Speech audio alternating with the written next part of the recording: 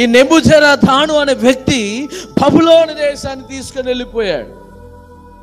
ధూపార్తులు అంటే ప్రత్యక్షం కూడా దేవుని మందిరంలో ధూపార్తి ఉంది.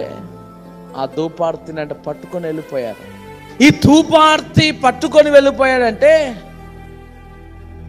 ఇక ఇశ్రాయేలీయులకు ధూపము వేసే ఒక పాత్ర లేకుండా చేశాడట. ఏంటండి, అర్థమవుతుందా?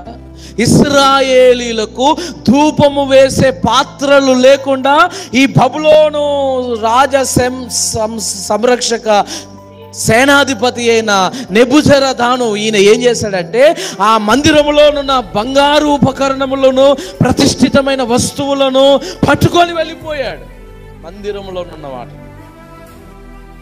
ఒక విషయం చెప్తాను వినండి. మొదట సాతానుడు మిమ్మల్ని పడగొట్టాలని చూసినప్పుడు ఎక్కడ పడగొడతాడో ఇక్కడ కనబడుతూ ఉంది. ఎక్కడ పడగొడతాడు తెలుసా? మొదట నీ ధూపార్తిని వాడు తీసుకొని వెళ్ళిపోతాడు. ధూపార్తి అనగా ప్రార్థనా జీవితము. ఏ జీవితము చెప్పండి, చెప్పాలి. ఎక్కడ దేనిని దెబ్బతీస్తాడంట? నేరుగా వచ్చి నిన్ను అటాక్ చేయడు. ఎక్కడ ఫస్ట్ నువ్వు ఎంత గంటలు తరబడి ప్రార్థన చేస్తూ ఉన్నావే ఆ ప్రార్థన జీవితాన్ని వాడు పట్టుకొని వెళ్ళిపోతాడు. మందిరములోనున్న ధూపార్తి అనే బంగారు పాత్రను పట్టుకొని పోయినట్లుగా ఈ యుగ సంబంధమైన దేవత అని పిలువబడుతున్న అపవాది విశ్వాసులు, మందిరంలోనికి వస్తున్న విశ్వాసులు ఒక బంగారు పాత్రగా చేయబడుతూ ఉన్నారు. ఎలా చేయబడుతున్నారు? బంగారం అంటే పరిశుద్ధమైనది, సువర్ణము, పరిశుద్ధమైనది, దైవత్వమును, విశ్వాసమును, ఇంకా నానా విధాల అర్థాలకు సూచనగా ఉంటుంది. మందిరంలోనికి వస్తున్న నిన్ను ఒక బంగారు పాత్రగా, ఒక పరిశుద్ధమైన పాత్రగా, ఒక విలువైన పాత్రగా ప్రభువు ఆ పాత్రలో ప్రార్థనా జీవితాన్ని నింపుతూ ఉంటే, ఆ పాత్రలో విశ్వాస జీవితాన్ని నింపుతూ ఉంటే, ఆ పాత్రలో ఉన్నతమైన అనుభవాలతో కూడిన శ్రేష్టమైన వాక్యమును నింపుతూ ఉంటే చిన్నగా అపవాది చొరబడుతూ ఉన్నాడు. నెబుకద్నెజర్ రాజు లాగా వచ్చిన అపవాది చొరబడుతూ ఆ మందిరంలో ప్రతిష్ఠించబడిన వస్తువులు, ఆ ధూపార్తి, వెండి బంగారు పాత్రలు, వాటన్నిటిని పట్టుకుని వెళ్తూ ఉన్నాడు. ఒకసారి ఆలోచన చేయండి.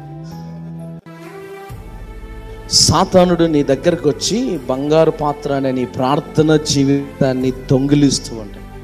నువ్వు ప్రార్థన చేస్తూ ఉన్న సమాధానం వస్తలేదు కదా, నువ్వు ప్రార్థన చేసిన సమాధానం రావట్లేదు, కన్నీరు కార్చిన సమాధానం రావట్లేదు, ఉపవాసం ఉండిన సమాధానం రావట్లేదు. ఇదిగో దేవుని సన్నిధికి వచ్చి రేయి మొదటి చామున దేవుని సన్నిధిలో సాగిలబడి ప్రార్థన చేసిన ఆయన సన్నిధి నుంచి నాకు విడుదల కలగట్లేదు.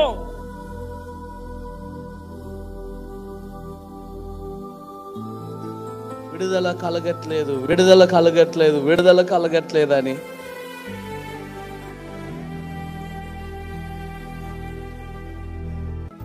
సమాధానం రావట్లేదని మనం అలాగున ఉంటూ ఉండగా ఆ బలహీనమైన ఆలోచన మన మనసులోనికి వస్తూ ఉండగానే సాతానుడు మనలోనికి వచ్చేసి ఇంకెందుకు ప్రార్థన చేస్తావు, మరి ఇంకా ఎందుకు ప్రార్థన చేయడం, ఇక ఎందుకు విశ్వాసముతో నువ్వు ఎదురు చూడడం,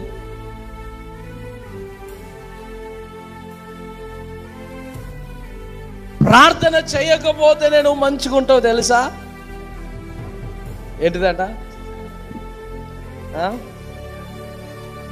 ప్రార్థన చేయకపోతే నువ్వు చాలా బాగుంటావు తెలుసా? చూడు, తలలు ఊపుతాను అంటే వాళ్ళు చేతలేరు కాబట్టి తలలు ఊపుతున్నారు.